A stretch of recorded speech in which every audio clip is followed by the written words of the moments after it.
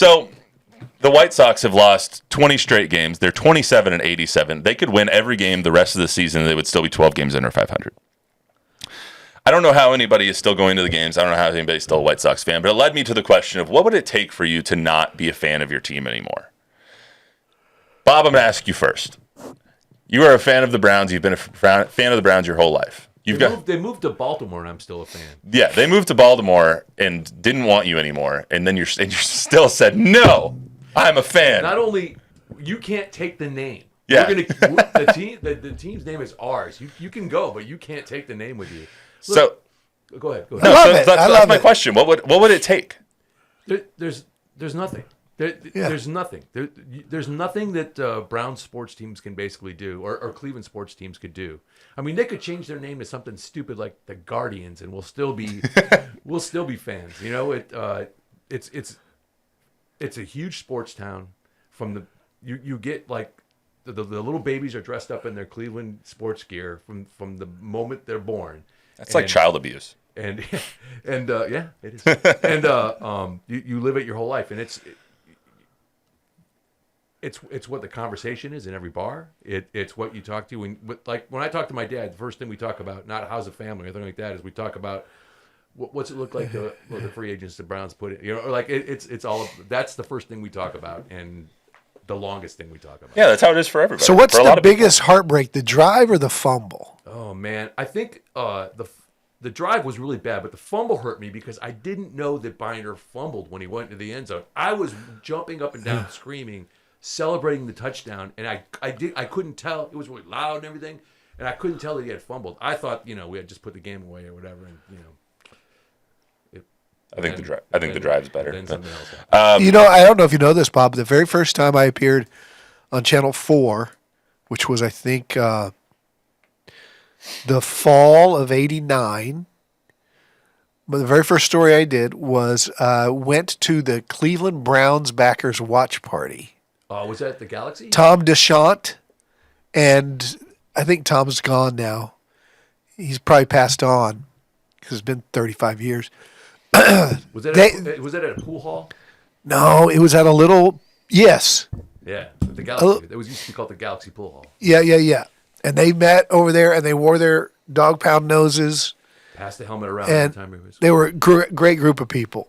And I probably did 2 or 3 stories with them over the years. But that was the very first time I appeared on Channel 4. Being in this Cleveland Browns backers, the nose. Being in this industry, you kind of lose your fandom a little bit because you have to be impartial when you do highlights and all that stuff. But for you, what would it take for you to not be a fan of your football team or your baseball team, basketball team, whoever? First of all, baseball, White Sox fans, you don't go to a baseball game for win or loss. You go for hot dog and beer. So because we've had the missions this whole time. Yeah. You don't care if they win. $2 hot dog beer night. It was great. Yeah. Tuesday nights, baby. I grew up here as a hardcore Spurs fan. I named my son Landry after Tom Landry of the Cowboys. So I grew up. But I got to say, and I hate to say this out loud, but I've lost my fandom because of the job I'm in, right? So I've had to cover the Cowboys. So I don't root for the Cowboys on Sundays. There's nothing in my gut that like, if it's a big play and it's a playoff game where I'm sweating it like I was when my kids were playing or the Spurs. Mm-hmm.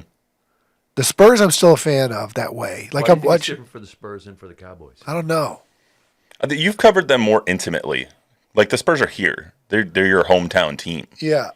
You've covered them for 35 years now. Yeah, and I mean I went to the arena when I was 10 years old, the old Hemisphere. I mean, so that's so deep in me that I always like when the Spurs were playing the Lakers in the finals in 14.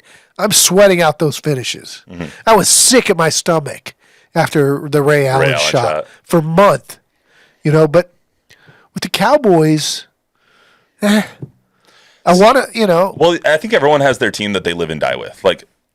Yeah. I have a favorite baseball team, basketball team, football team, hockey team, but I live and die with my favorite football team. Like the Broncos, I'm reading every blog, I'm reading a training camp post, I'm watching the press conferences every day. Like I'm a Heat fan as well, but I don't live and die with the Heat as much as I do with the Denver Broncos. I don't know if there's anything that they could do that would make me not a fan.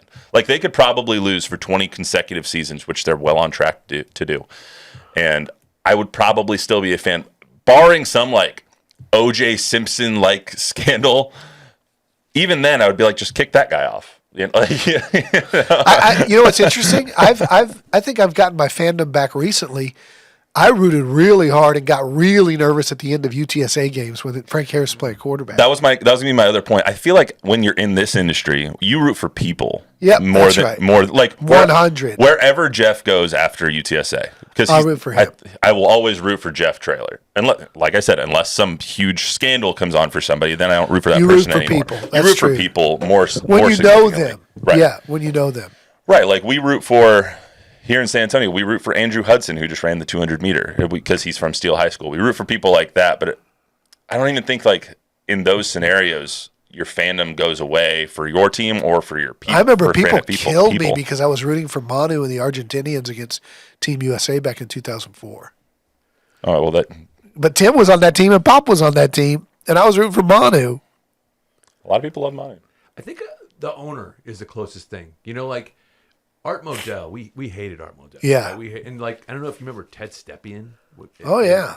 Like, Cavs owner. He was awful. awful. Yeah, well, awful man. And that's the closest I think you could get is by the owner just like disrespecting the fans. Well, like Donald Sterling. Donald Sterling. If they didn't get rid of Donald Sterling, I think the Clippers would have lost a lot of fans. Yeah. I mean, they don't. One of their two fans that they have. But Ballmer's done a lot of good things to bring them back. So I mean, I get that. I think if the ownership group is bad enough that they could really turn some people off. But all right, I just thought that was a good conversation. So that's all we got for you today on the Sneakers Cleats podcast. Remember, shout out Tom Guerrero. Download, rate, review, subscribe, give us a 5-star rating, tell a friend, tell an enemy. Tom, if you want to tell us your take, let us know. If anyone else has any hot takes or wants to tell me what would cause you to, put your fandom aside, put it in the comments. I'll go respond to a lot of them in the YouTube and Facebook and wherever else we're streaming. I think we're streaming on Instagram as well. So anyway, that's all we got for you today. We'll see you back here on Thursday.